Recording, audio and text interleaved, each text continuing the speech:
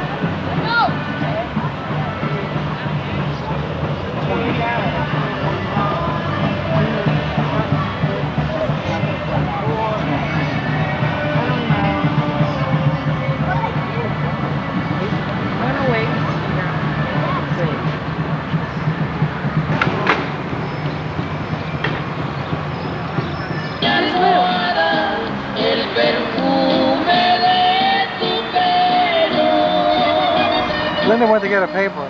Adiós, le pido licencia que pueda volverte a ver. Ya no soporto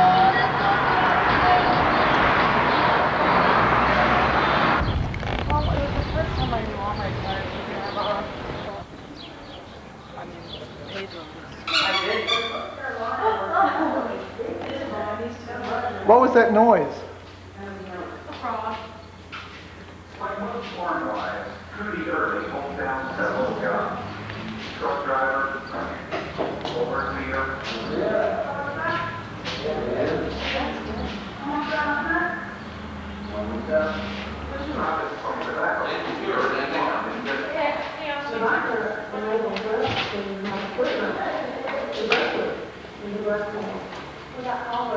To point out is a legal crop, unlike cocaine or marijuana. They resent.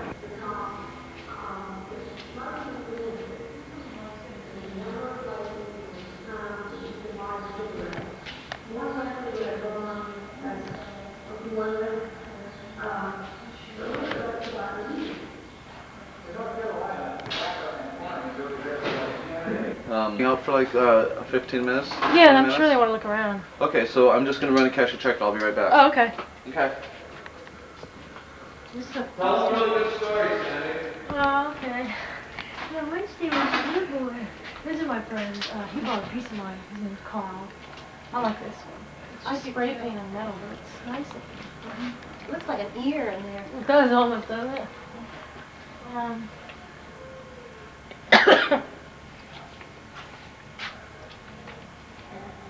I like a cookie puss there, good.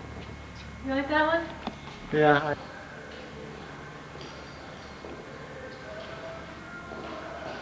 All right, make a smile like cookie puss. Look, you met Ed. See? There she is. Good girl. Look at me.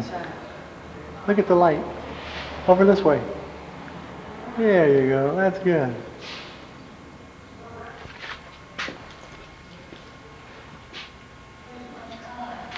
Wait, I'll get you in a minute. Go to the bathroom. You can do some silk screening alone.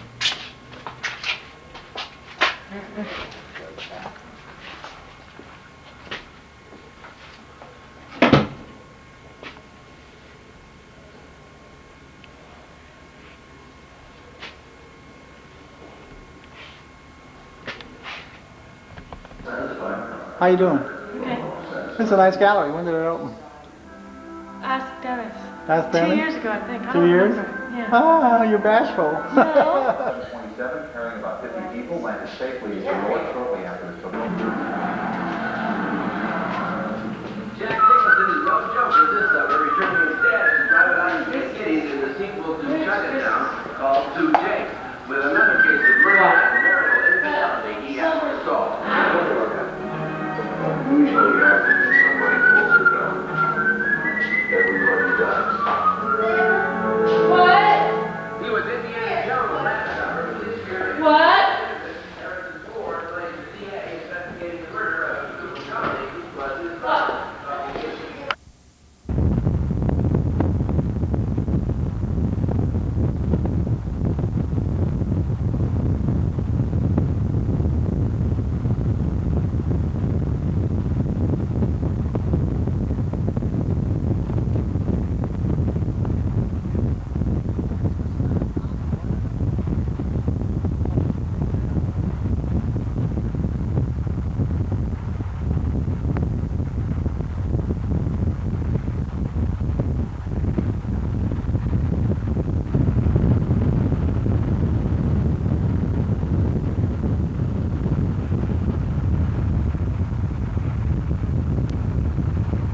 Pismo Beach. Today is May the 18th, Monday. Pismo Beach area. That's one part of it.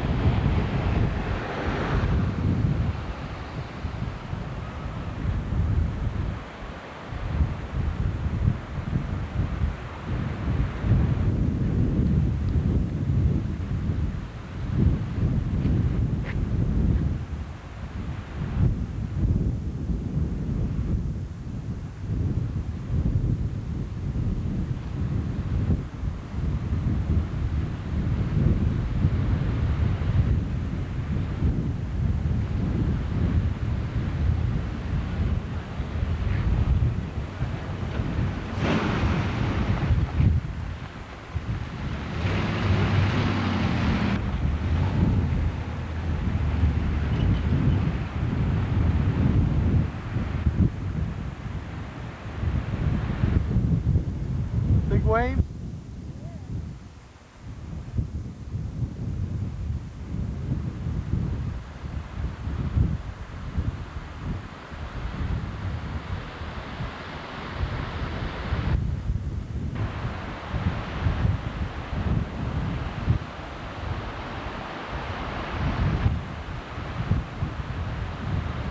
It's hard to tell they're big, you know, from here.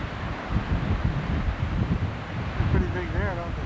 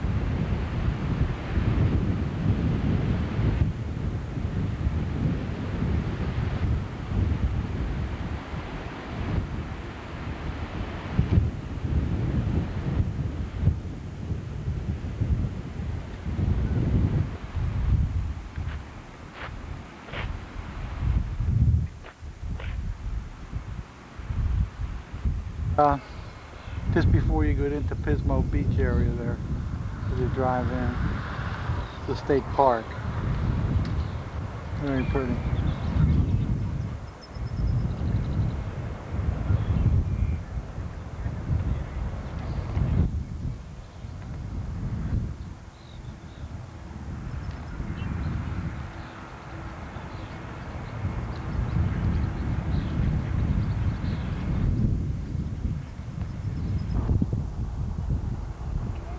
Pismo Beach, huh?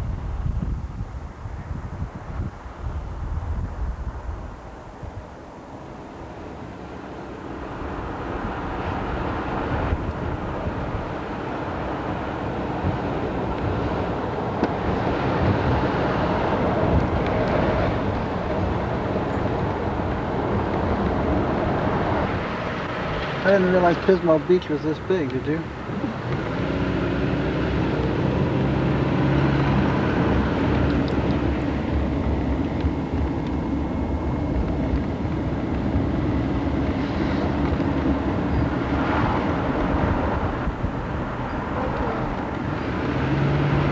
Yeah, the night lamps?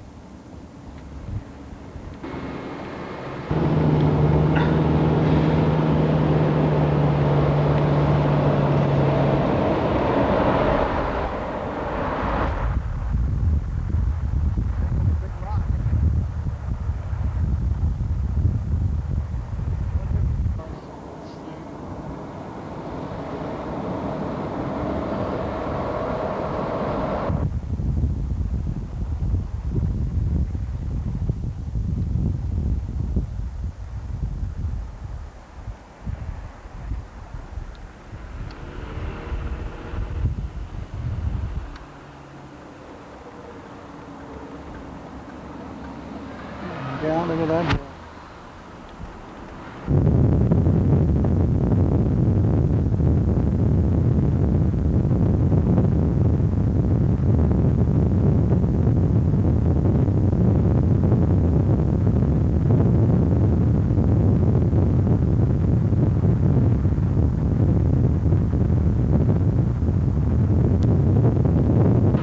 Port St. Louis.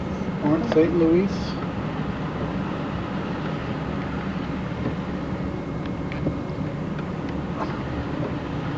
See a gas station? That's what I'm looking for.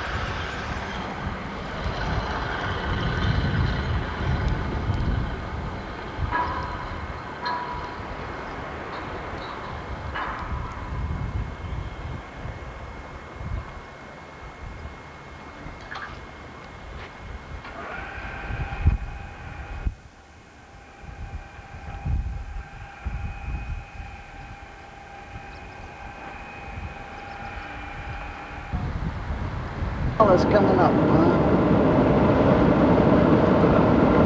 And we had about 200 and some miles to go, didn't we?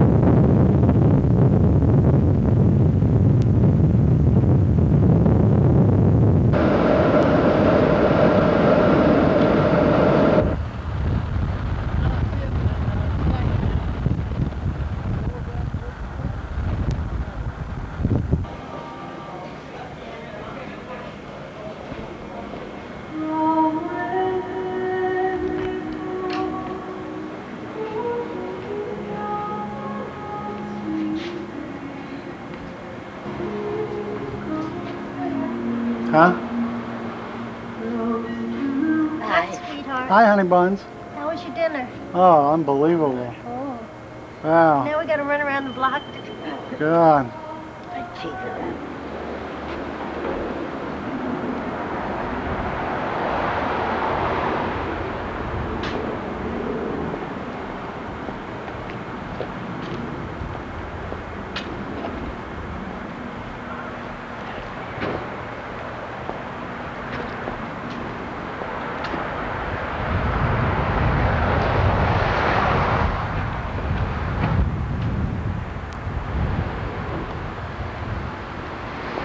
San Francisco. What bridge is that, Carol? Is that the Golden Gate? Oh. Okay.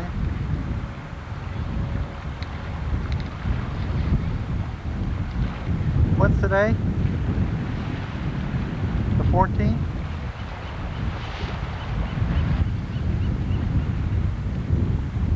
Tuesday the 14th.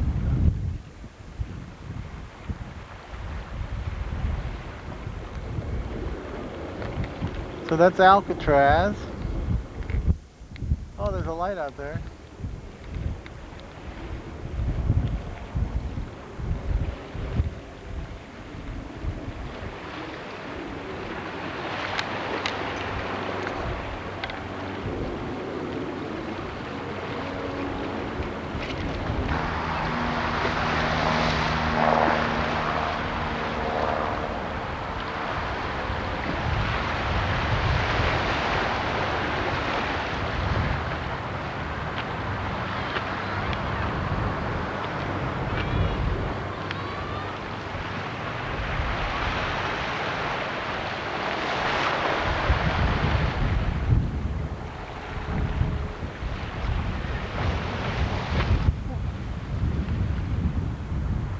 This kind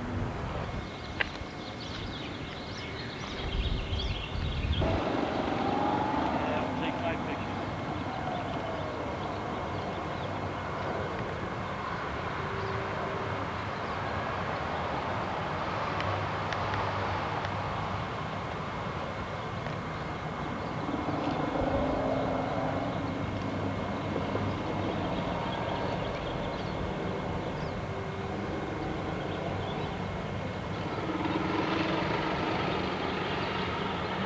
This is the Golden Gate Bridge from Golden Gate Park.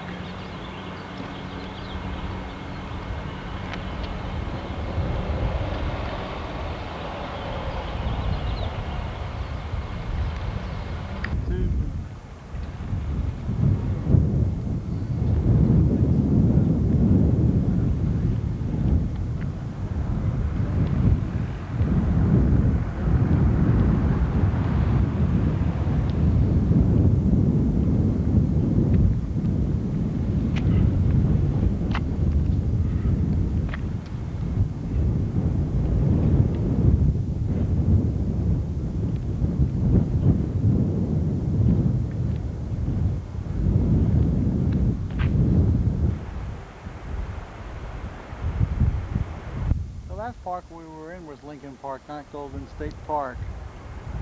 That was a mistake.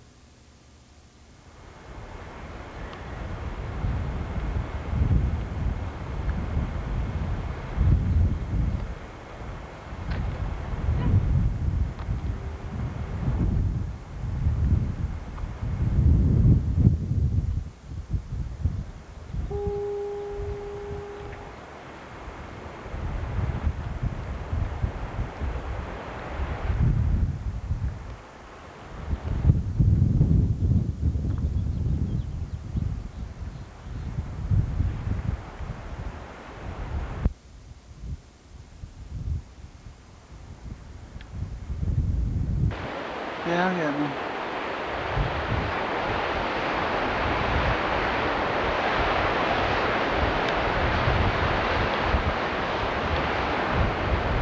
Oh, they're fishing. See the big, I see the...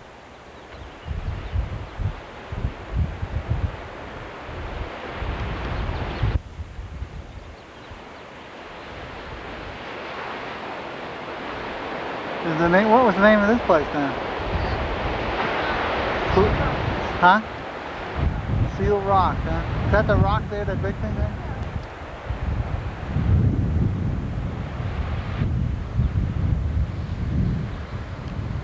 Wow, look at those flowers.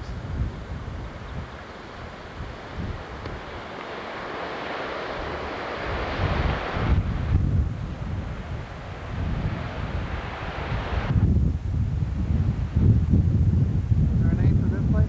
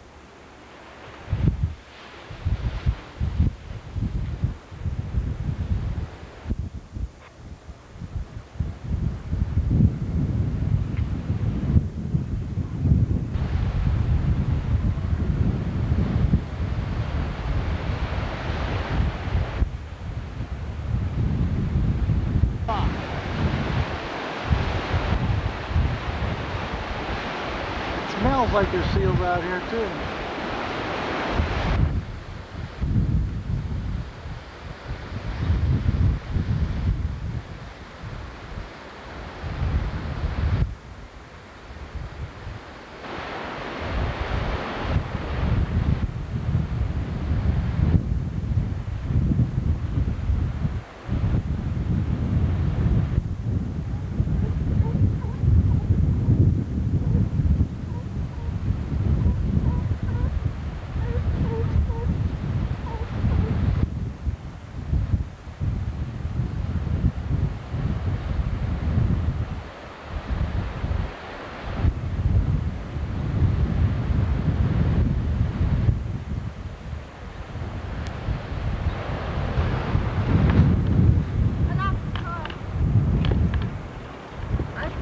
I think I locked the back left.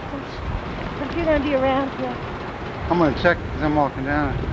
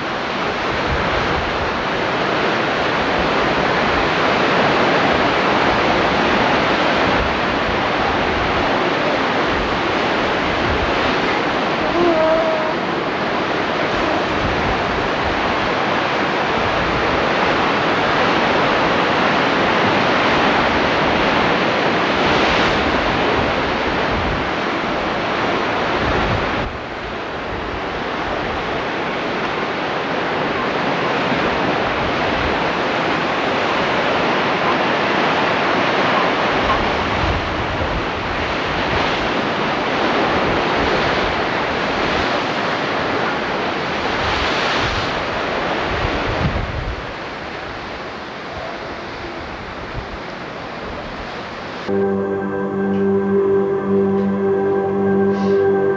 see your car?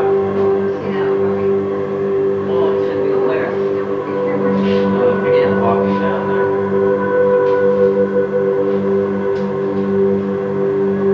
That white one down there. Must be right in there. There it is, see? Right in down there. That white one. That's about our place. I think so. Can you take pictures in the dark like this? Is he taking pictures? Oh, really? Yeah, you can see it good. Very interesting. Yeah. I think that Okay. first white car was on the road. I think so too. Did you see the holograms or did you just see it? The area of the Pacific Ocean, seen through the eye of a giant camera, is the home of a myriad of marine mammals. Seals, sea lions, Yeah, they found it. They found it. Find it okay? Sure. on the rocks, you may see two species First white car. the California sea lion and the Steller sea lion. It's right below that Stellers banner. are the There it largest is, of the sky. Swim all the way down from the Alaskan waters, sometimes as far away as the Bering Strait. There's a lady sitting in it. They are likely common in the smaller, He's gonna look it up on the California screen sea now. lion Right, you wanna come in? up the California coast and the Baja Peninsula. This is one of the few places in the world. Oh, there it is, right there. Right by the, yeah. Right by the red one. The red car. Yeah. That's it. Isn't that neat?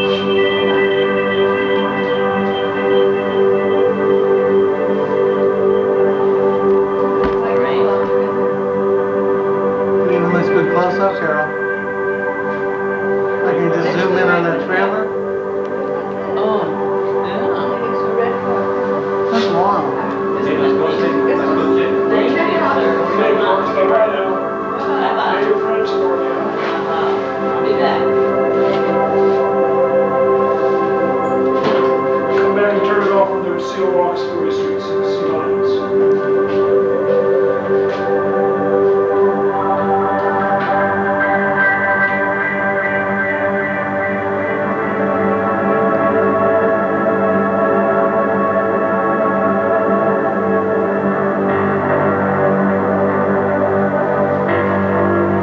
The artist used the camera obscura for centuries to obtain detailed drawings by tracing the image. It wasn't until 1826 that the first real photograph was made. Joseph Nicephore Niepce, who wasn't a very good artist, but who was a good chemist, figured out a way to save the camera obscura image without drawing it. He used a pewter plate covered with a layer of asphalt. When you leave the camera by the exit, you can see a reproduction of the world's first photograph.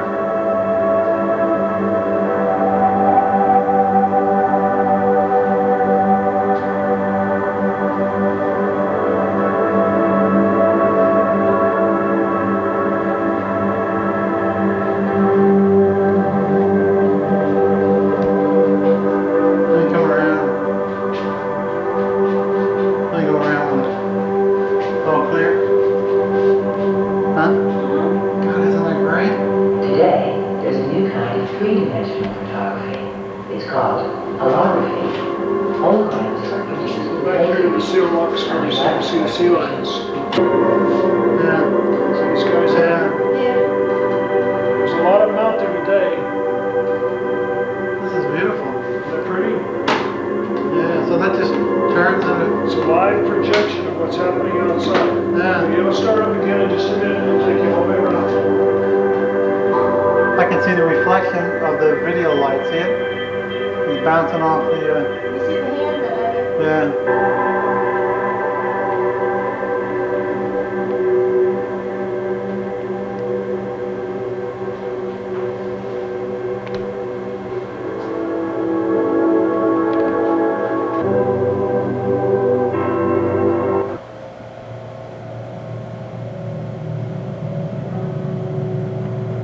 Of what's happening outside at this very moment.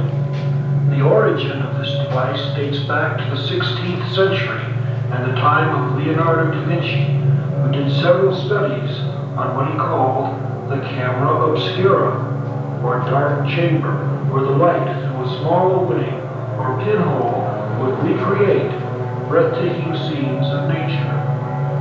Some people who witnessed the effect of the camera obscura believed Da Vinci was in league with the devil and had created a magical machine that could reveal the past, the present, and the future. Since it shows us what's outside, and will all be outside in the future, perhaps you can understand how people just coming out of the dark ages before television, movies, or electricity might have believed that the camera obscura was witchcraft. This reaction was used to the advantage of magicians of that time, who startled their audiences with disembodied illusions created with the camera obscura. Some of the most intriguing illusions today are those created with holography. Holograms are lifelike three-dimensional pictures made with laser beams. Be sure to see the holograms around the walls of the chamber before you leave.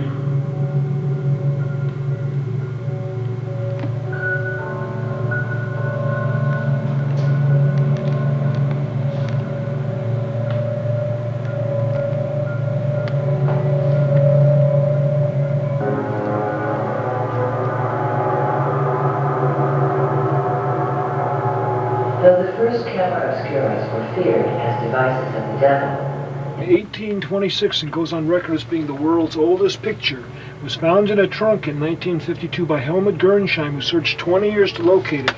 And when he found it, it was wrapped up in a blanket with a thimble and a little book of instructions. Now, the interesting thing is when you put the thimble in your hand like this and squeeze it real tight, watch closely what happens to it. Now, watch it carefully. It vanishes, disappears. When you snap your finger here like this, give your finger a little snap like this, watch what happens. Comes right back again. Now that's hard to believe, isn't it?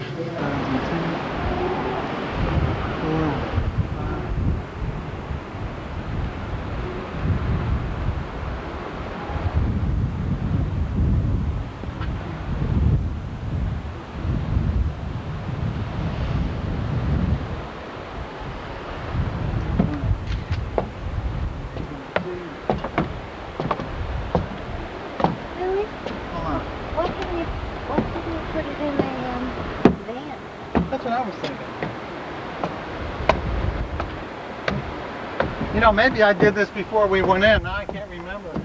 I guess I got excited thinking about that. You did what? That's here. You took a picture of it? Like this on my video. I'm just taking a regular video now.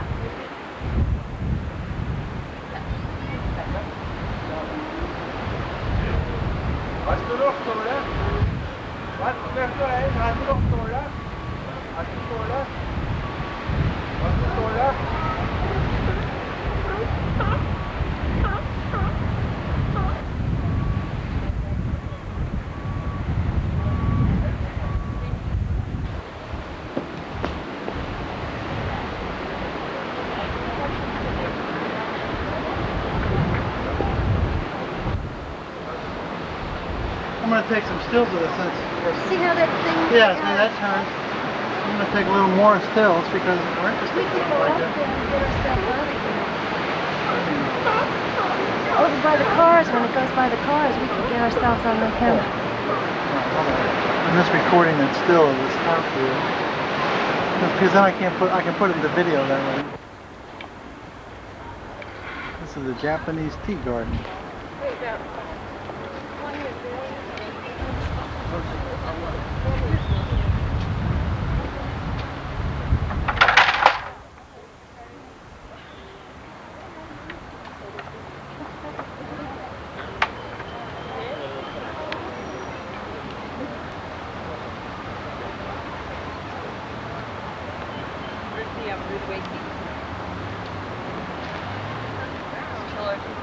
fish that like smoke.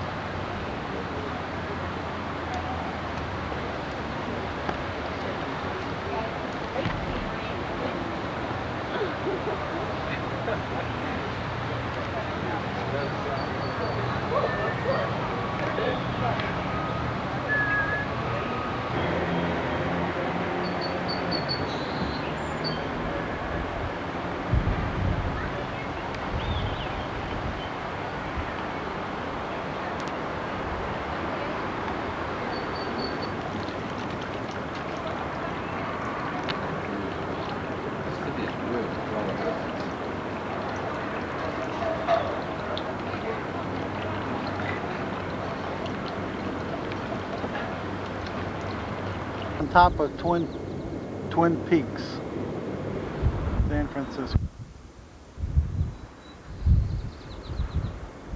Tuesday.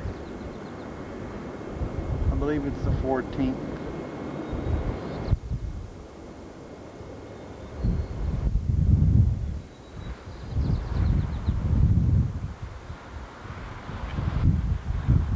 Quite windy.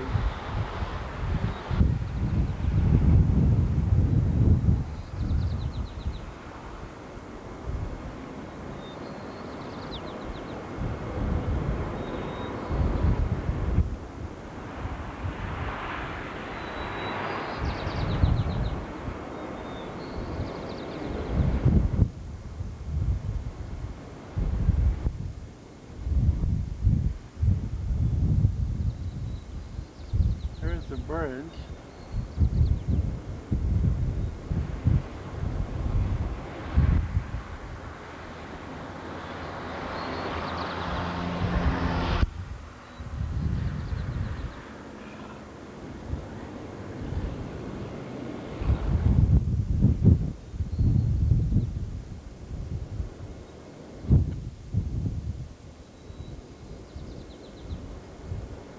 On top of Twin Peaks.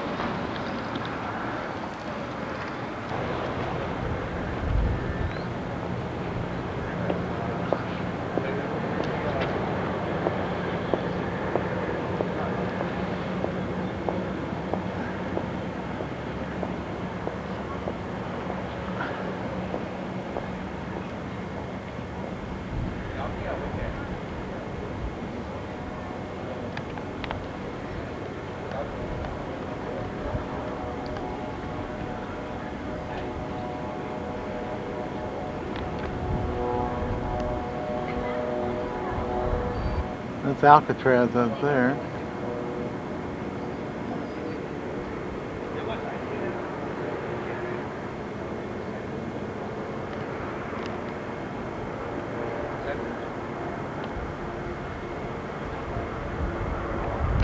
Two, 7, 8.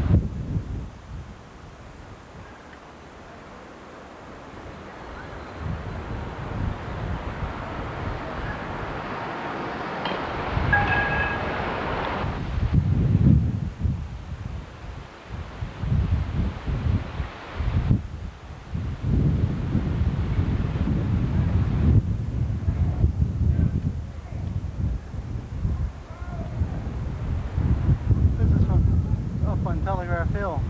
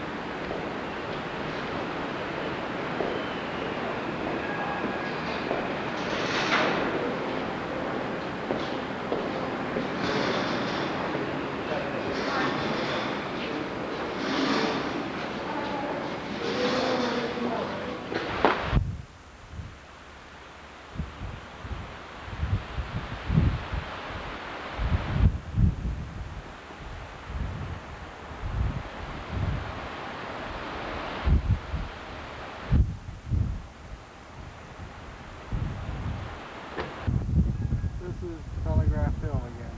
We're shooting from Telegraph Hill. That looks like Alcatraz again. That must be.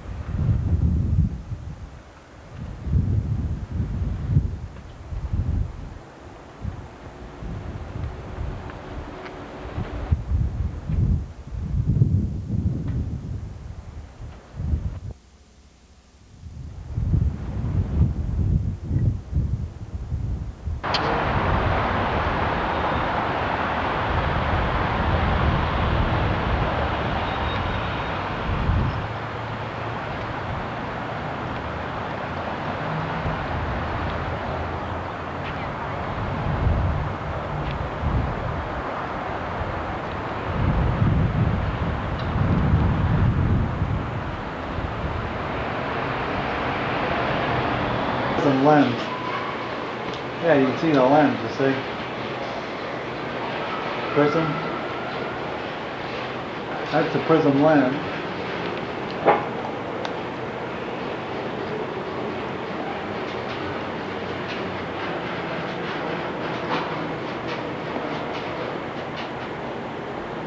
Okay, and try and gain up. Yeah, there. There's the showing lens.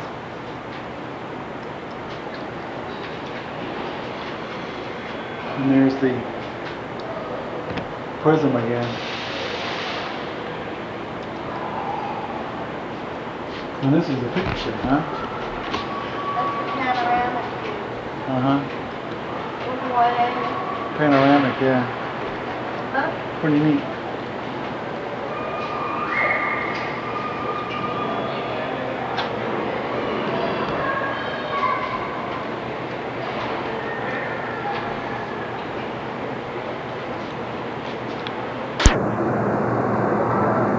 It's an opposite reflection. There we go, there we go. How you doing?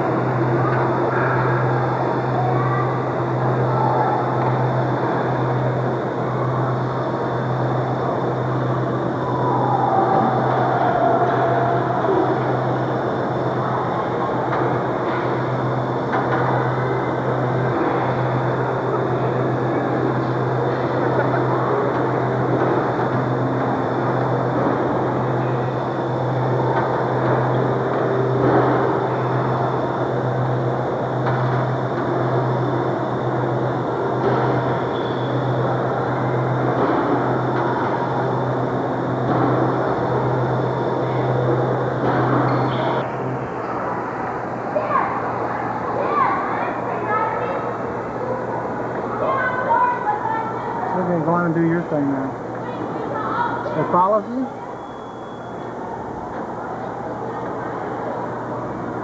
Oh, it does not.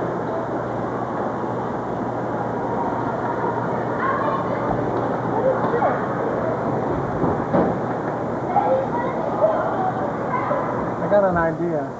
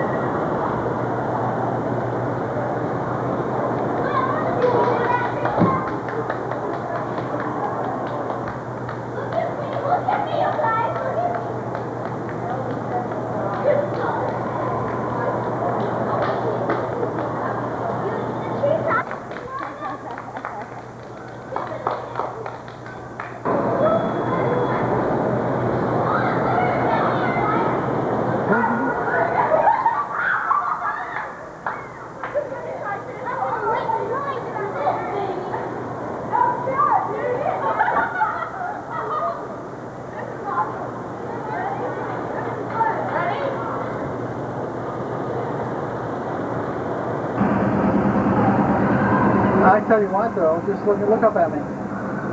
What'll probably happen is I'm seeing myself. This is crazy. Oh my God, how many of them are there of them? Huh?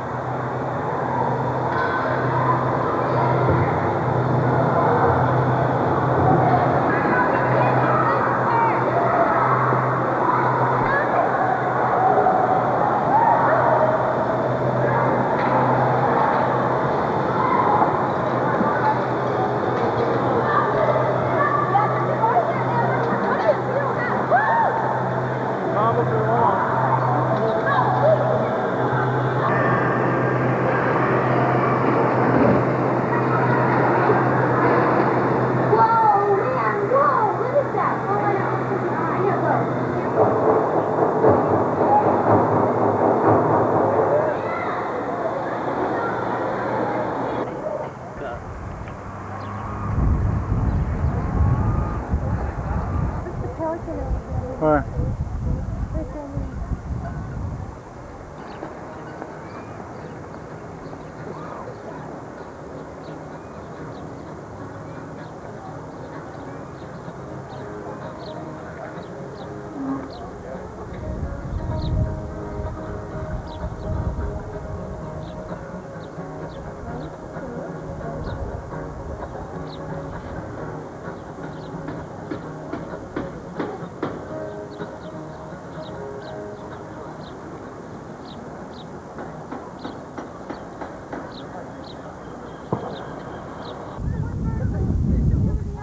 Where? Right down there.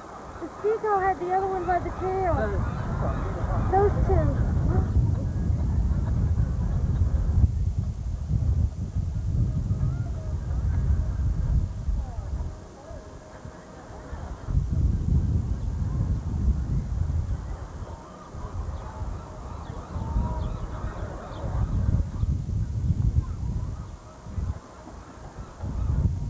On the 31st.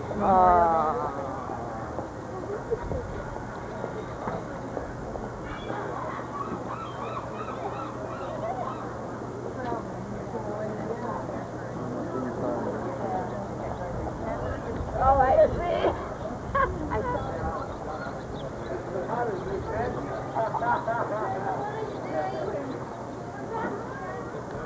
Look at the first domino.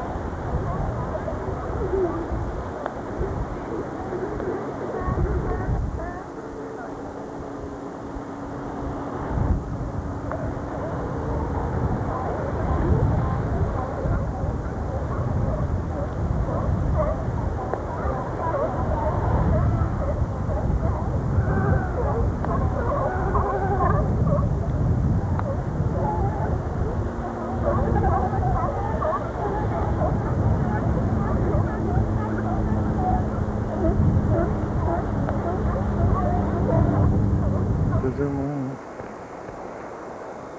You get the ones on the rock above? The Yeah. puffs? Did you get the puffs just above them? Uh-huh. Oh my goodness, are they cute. Duck down just a hair.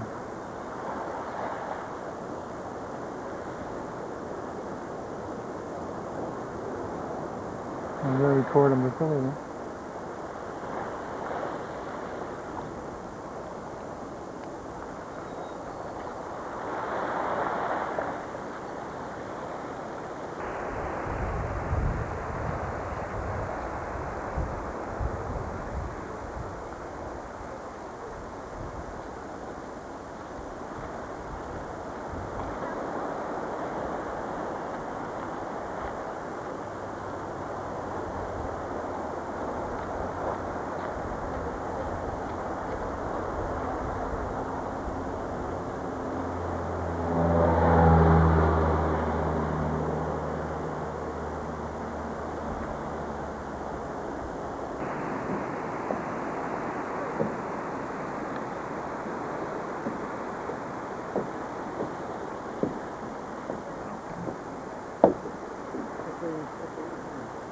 Oh, it's probably redwood.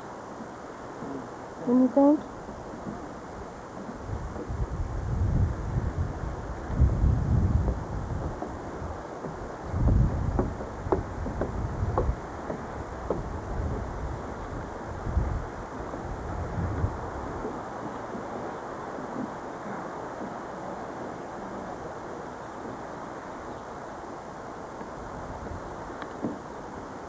Like a pier, May the 19th, Saturday.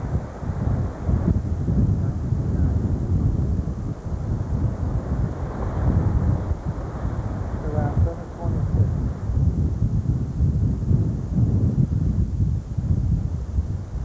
There's poor little Carol, cold.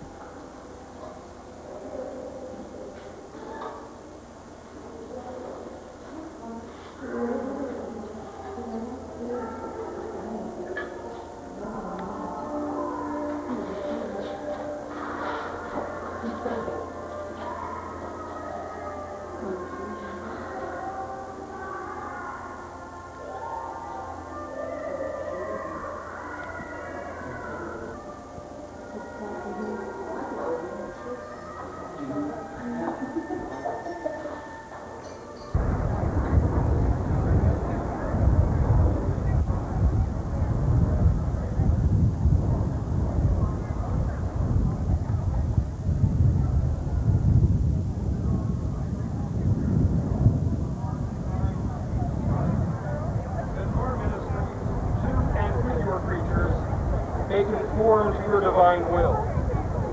We remember before you all your creatures, the orders of the ocean, the beasts of the field, the birds.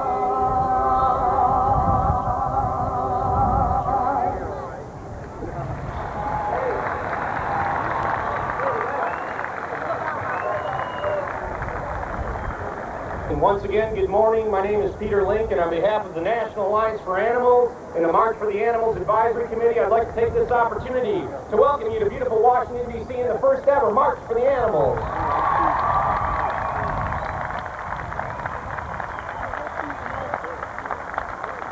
I know that many of you traveled great distances, often having to surmount significant adversity to participate in this historic endeavor. But I also know that within the helpless cries of countless suffering animals lies immeasurable gratitude for your many sacrifices. Today we gather at the hub of our nation's policies to make a sound plea for major justice, to finally reshape the citizens in this country from their innocent slumber on issues of animal abuse, and to demand that our elected officials finally recognize the inherent rights of all living beings.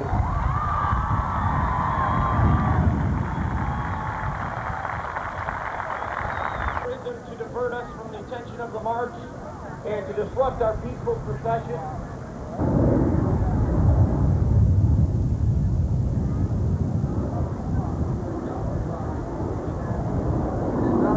Those who exploit other animals to justify their exploitation.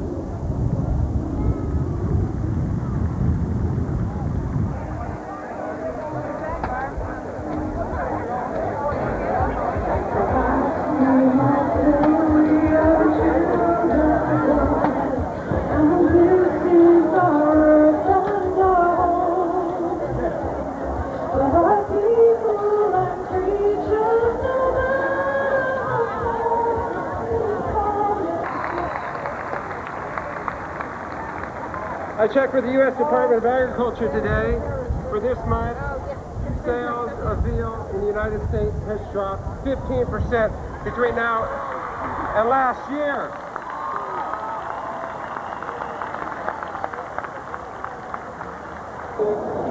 Yes, we have to change our side, but we really have to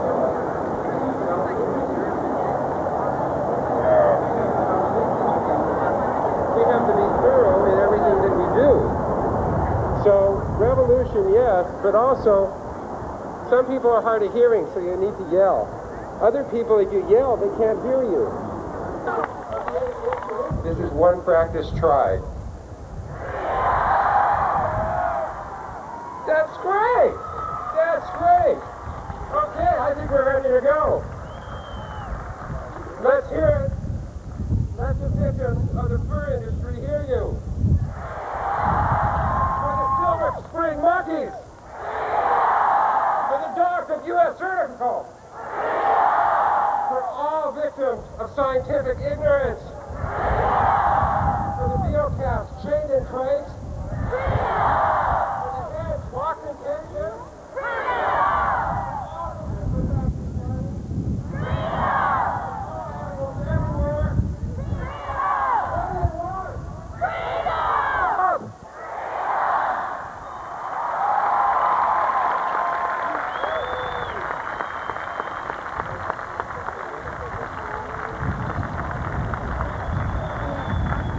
Thank you, Brad. Just mystery voice reply.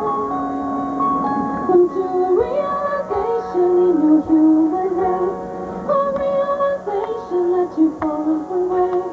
It's standing now. There's no way back to God. Realization that you started to know about and think about. Where does it go now? Realization. Shout it out loud.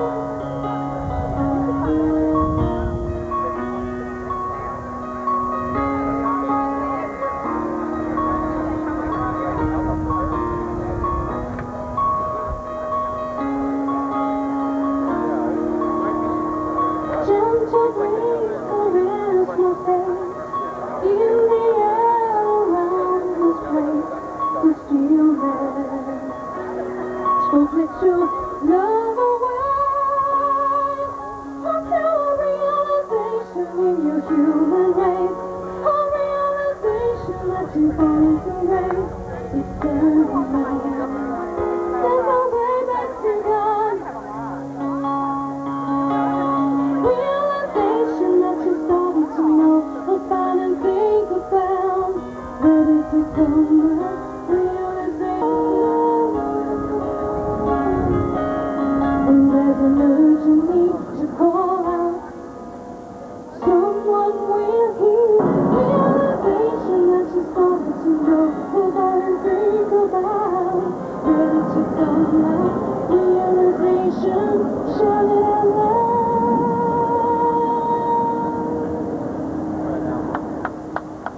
Thank you. Thank you, Kaiser. Moving right along, our next speakers are Hopi Auerbach and Louis Anderson.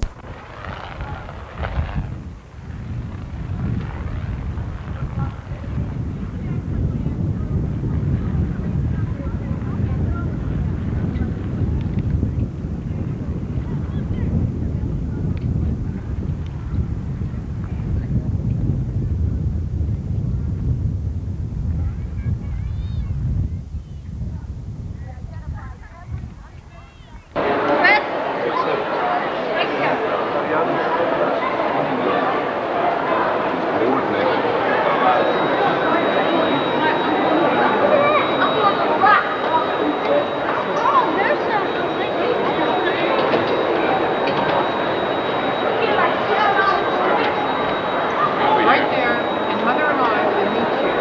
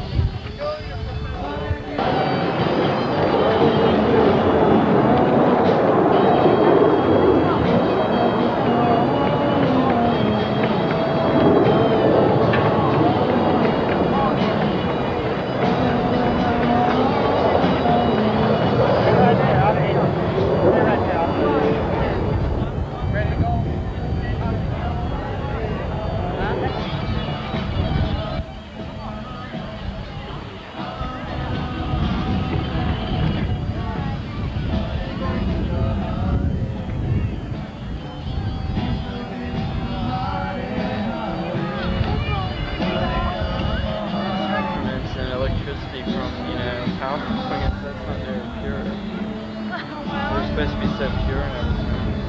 Well, maybe there's... Not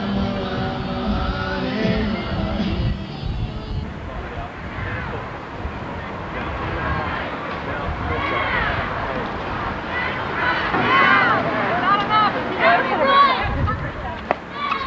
Yeah. Wow. You're hoping you would.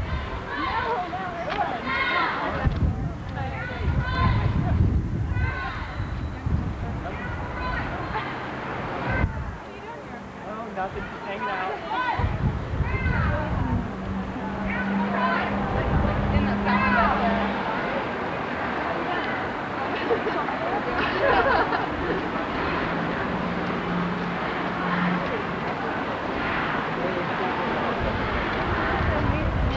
Now!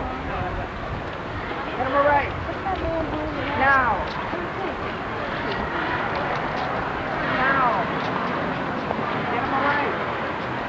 Now!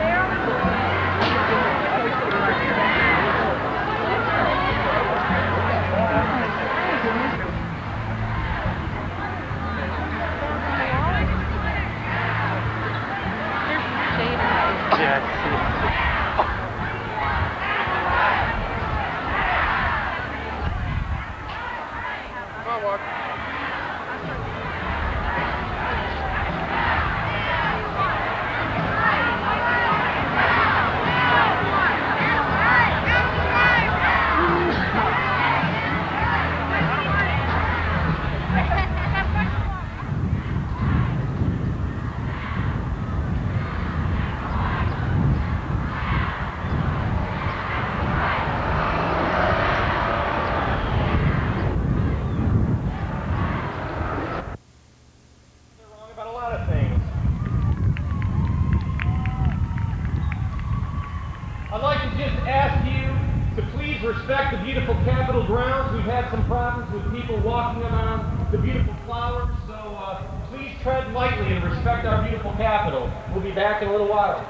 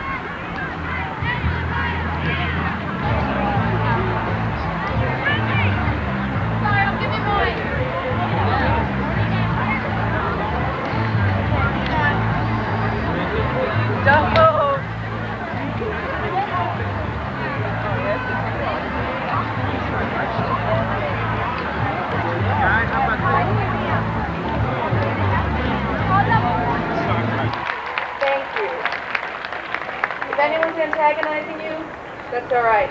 There's a lot of people here, and we're together, all right?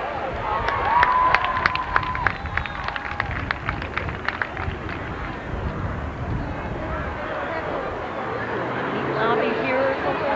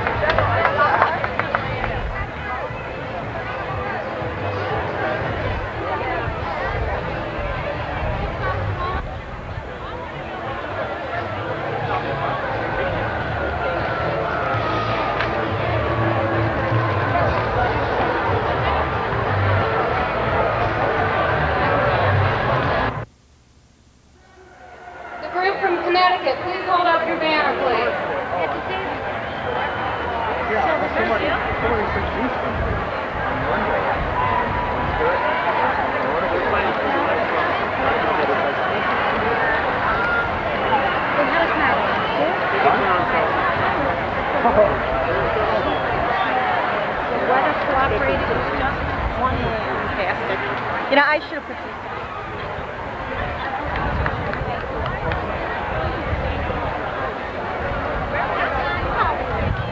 People are having problems getting in on the lawn. Move up. Fill in the left and the right. We still have people coming down Pennsylvania Avenue. All right? Move up and fill up the lawn.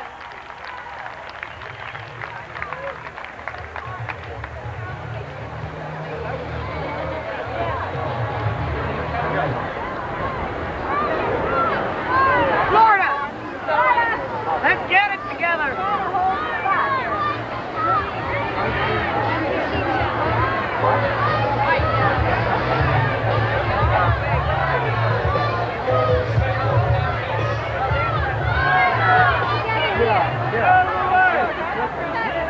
I think it's good enough.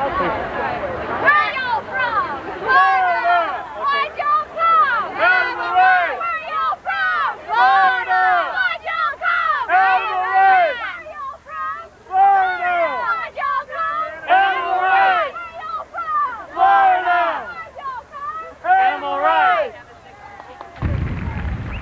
We gather here today to waken a nation whose conscience is wreathing from the depths of its own inhumanity.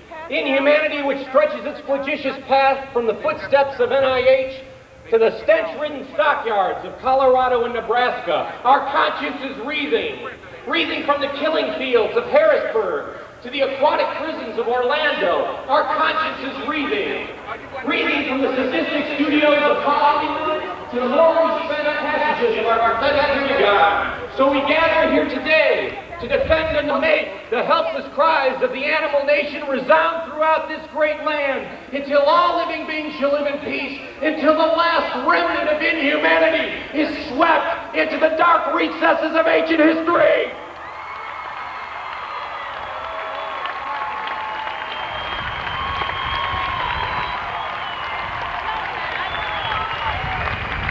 And we shall no longer permit the powerful pharmaceutical, biomedical, and agricultural industries to conduct business as usual. Animal abusers had better wake up and smell the roses tomorrow, but today.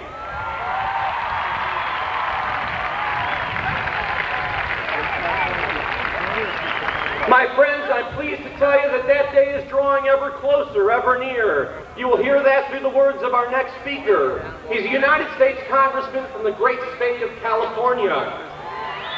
This gentleman has co-sponsored or sponsored almost every significant piece of animal protection legislation during his tenure in Congress. He has worked arduously to establish the Congressional Friends of Animals Caucus. Congressman Tom Lantos.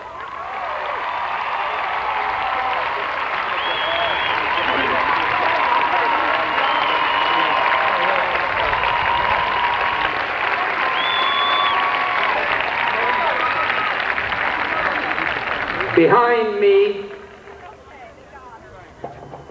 is the house of the people, your house. Welcome home.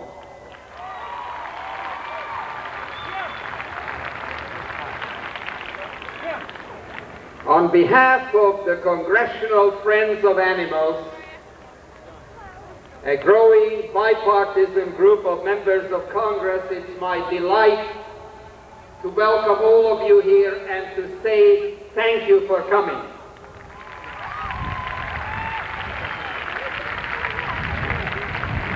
This is the last great movement of compassion in the United States, and as all other movements of compassion that have triumphed, we shall triumph too.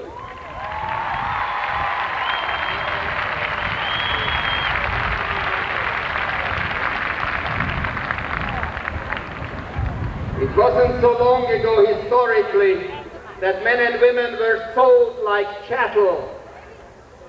It was not so long historically that our struggle to create human rights here and abroad was ridiculed and denounced and pilloried. And human rights has moved into the center of the international agenda. In this computer age, when computers can do marvelous things far beyond anything we can, there is one thing computers cannot do. They cannot sense and they cannot feel, but our animal friends can.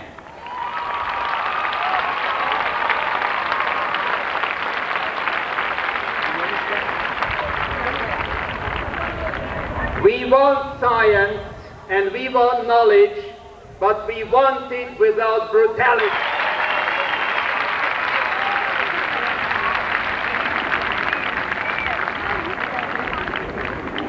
I want Mr. Sullivan to apologize publicly to the millions and millions of American men, women, and children who have compassion for animals.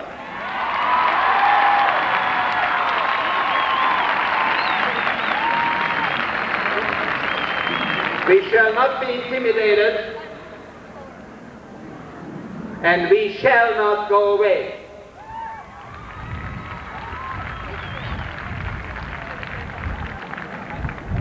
This marvelous gathering today is just a way station along the road that will lead to a truly compassionate society where we will be as sensitive to the pain and anguish of animals as we are or ought to be of the pain and anguish of each other.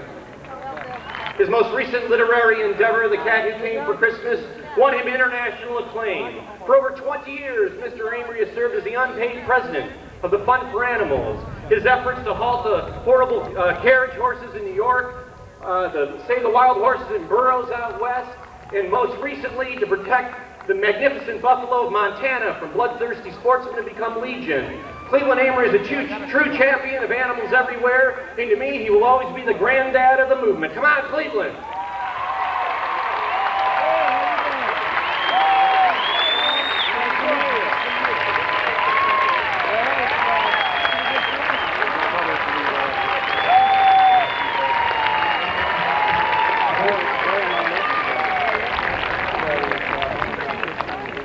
Before any of you were born, there was an animal movement, and if we had 100 people at a gathering like this, it was a big deal. Now we have tens of thousands, and the day is coming when we'll have hundreds of thousands.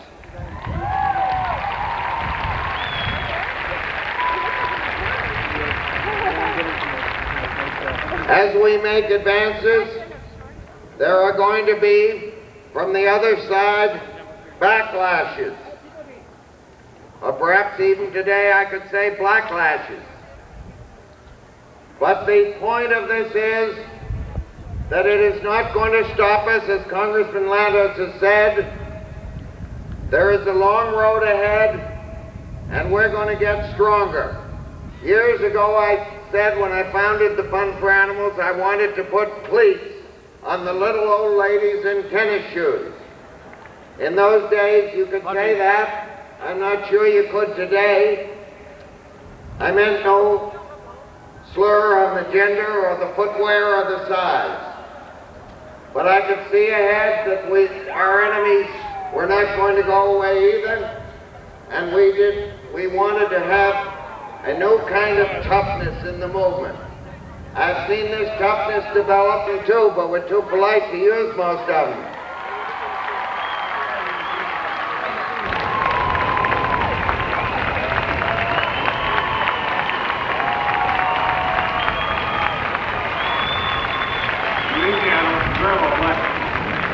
But I do thank you. I do thank you from the bottom of my heart. That shows your compassion and peace. All of us here today are testament to this fact. And contrary to the charge... Christopher Reeve!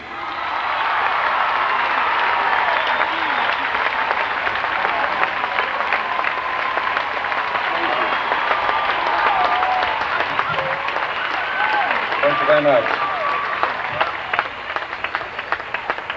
Thank you. Well, it's some kind of hot today. Obviously, as soon as we finish here, we've got to go right back to work on global warming. Anyway, I'll be very brief because I'm a visitor here today. I'm really in the role of a voter and a taxpayer. And one thing that has to happen is you have to avoid threatening the other side or even allowing them to perceive that they are being threatened. It was interesting to me that we're talking about the hearts and minds of people, and how do you get people to change their hearts and minds and behave differently? And I think what we've been finding in other areas is that people change their own hearts and minds when they feel free to do so, when they are not threatened. And I think that it doesn't do any good, for example, to go up and throw a can of paint on a woman wearing a fur coat. It doesn't do any good to go up to somebody and humiliate them, or make them feel bad, or make them feel stupid, or make them feel inadequate. Just as it doesn't do any good for a public official to insult us by calling us terrorists. Both sides are wrong.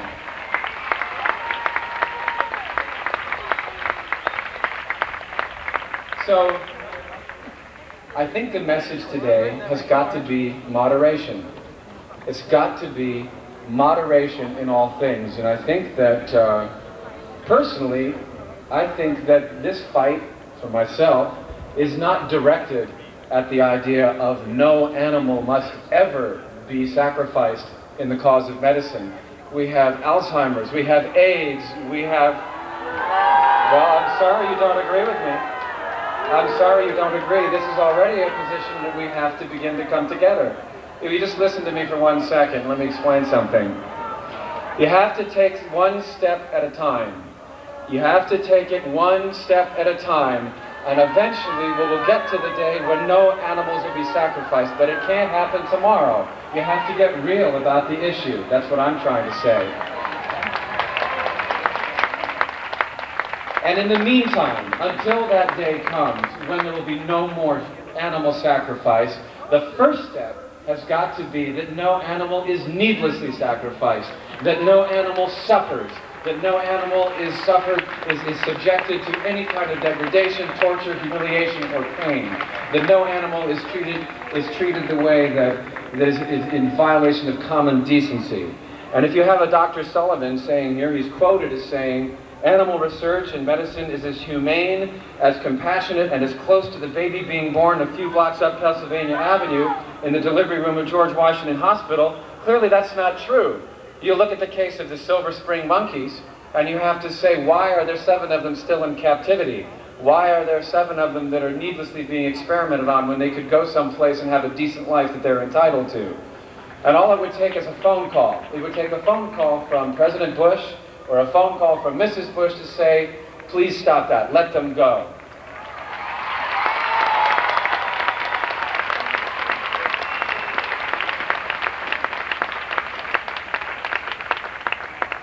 And I'm sorry that there are people, I can see the people further left than I am who don't agree, and I think it's a shame that if we don't end up with moderation, because really to get things done, and I'm finding this out in other areas, the worst thing that can happen to you is to be perceived of as the fringe, of people who aren't willing to listen, who aren't willing to compromise. Of course we have our ideals. Of course we have a day we're all working for when there will be no sacrifice, no testing. In the meantime, let's start by getting rid of unreasonable testing, unreasonable suffering, and let's work actively towards that change. And I think all doctors, or even people in the veal industry, or people in any industry that you care to name, where there are animal products or animal uses are concerned, people are basically decent until they're threatened, or they're decent until they're challenged, or if they're made to feel inadequate in some way. If you go to a man and say, I think this is absolutely morally wrong and unjustifiable what you're doing, he's only going to turn against you. I think we need to suggest to people, go to someone and say, could you possibly engage in your practice and also have less suffering for the animals that you're responsible for? Is there another way that you could test this product? Sir, Mr. Physician, we need your research on AIDS. We need your research. God knows people suffering with AIDS is more important than many, many things in this world. But,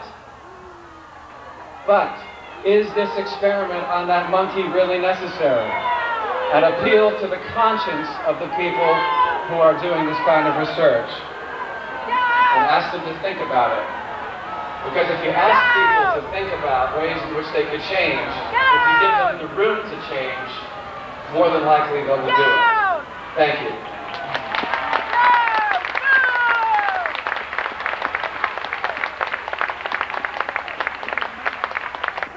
Oh my God, that's great.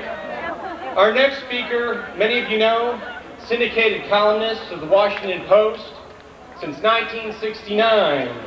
He's also the founder and the director of the Center for Teaching Peace, an adjunct professor at Georgetown Law School, and has been instrumental in encouraging colleges and high schools to adopt courses that encourage nonviolence. Ladies and gentlemen, Coleman McCarthy.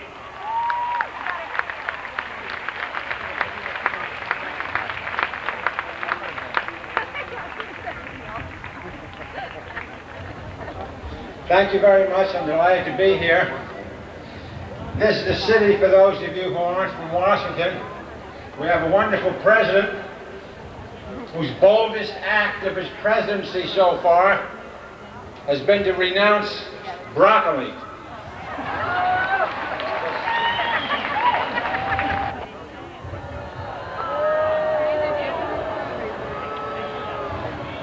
And then he comes back and eats pork rinds.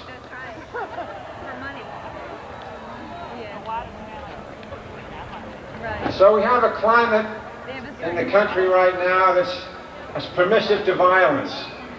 We have a Supreme Court Justice, Rehnquist, who not only wants to execute prisoners, but execute them quicker.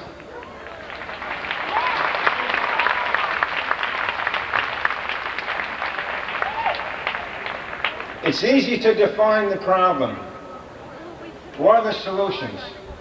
About 10 years ago, I decided to go teach high school courses and college courses in alternatives to violence.